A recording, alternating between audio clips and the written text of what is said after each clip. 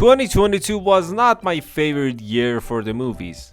And when I shared my top 10 favorite list and I looked at it, I was like, I could really squeeze some of them out. But let's see if 2023 is different. So here's my list for the top 10 movies that I can't wait to watch in 2023. Number 10. Elemental. Disney is really in trouble. And I say that with the best of intentions for this huge company. The reason why I wait for Elemental is that first of all it looks really original, and I don't know if you noticed or not, but Disney just announced 4 movies that were all sequels, including Toy Story 5, Inside Out 2, and I don't know, some other sequels. So I really hope that this Elemental is a good original movie like the first Inside Out. And the fact that there are no big names attached to it could be interesting. Number 9. The Flash. Actually, I should have added Aquaman too, but let's just say The Flash because he's cool and I like him more than Aquaman. Anyways, Flash and Aquaman are the 2 remaining children of the Spiderverse. And I really don't know how Flash movie is not cancelled yet, and that's why it interests me. Ezra Miller has been really troublesome in the past few months, and the fact that this movie is still on a schedule is actually kind of interesting. I really want to see what happens in this movie. Number 8. Mission Impossible Dead Reckoning. Tom Cruise is still going strong. As a man who has been in Hollywood for more than 50 years, and actually that could be a record, he still is an A-lister, and almost all of his movies are really fun to watch. I know that they're not going to drop the ball because I know what they're doing. For this Mission Impossible, I just wait for some good actions with a nice premise, I hope so, and something interesting and fun just to turn off my brain. Number 7. Oppenheimer. I don't know, maybe people expected me to put Oppenheimer a bit higher, but I have to say something controversial here. Christopher Nolan is not one of my favorite directors. I'm just gonna leave it at that, but I can't deny the fact that he is creating some huge movies. And this movie being a biography of a weird and a strange and great man who is kind of responsible for millions of deaths could be interesting. And this is the first biography that Nolan is doing, so let's see what happens.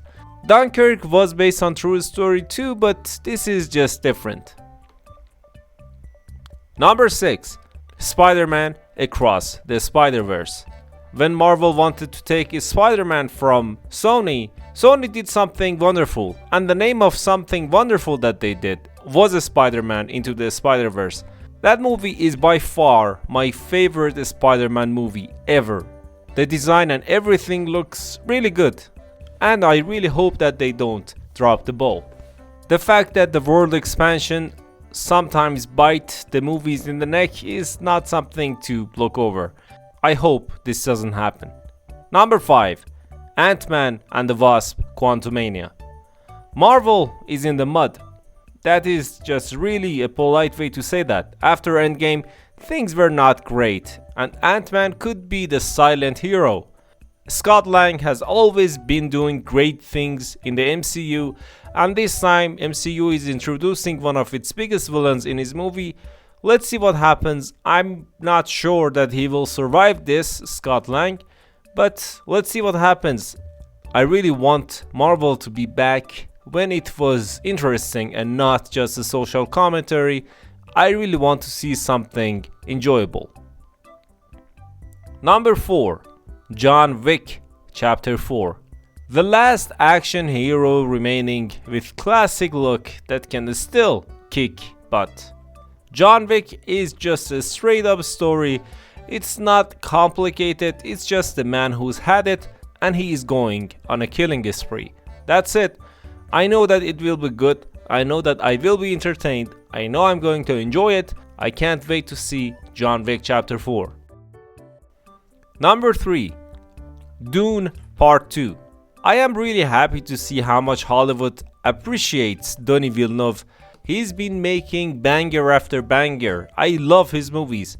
Sicario, Incendies or Incendie in French pronunciation, or Blade Runner 2049, which was extremely underrated. They were all really good, and Dune Part 1 proved that he is capable of having the big budget and doing something great with it. It's not really easy, you know, when you watch a movie like Sicario, it's not really that big, but it's good. And then you trust a director, give him so much money, and the man gives you Dune. That is not a simple task. So, I can't wait to see that. Number 2. The Killer. My favorite director is making a movie with Michael Fassbender in the lead. David Fincher is back. He is my favorite director in Hollywood, and I cannot wait to see his movie. Especially, as I said, Michael Fassbender is one of the best actors who is really underrated. How can I not look forward to it? Number 1. Don't forget to like and subscribe. That's it. Killers of the Flower Moon. DiCaprio, De Niro, Brendan Fraser, directed by Martin Scorsese.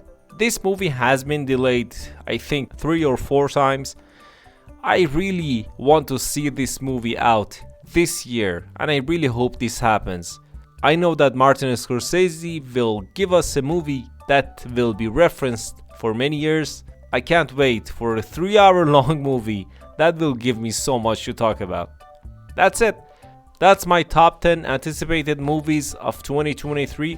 Which one is your favorite? Which one you can't wait to watch? And don't forget to like and subscribe and ring the bell for notifications. That's it. Thanks. Goodbye.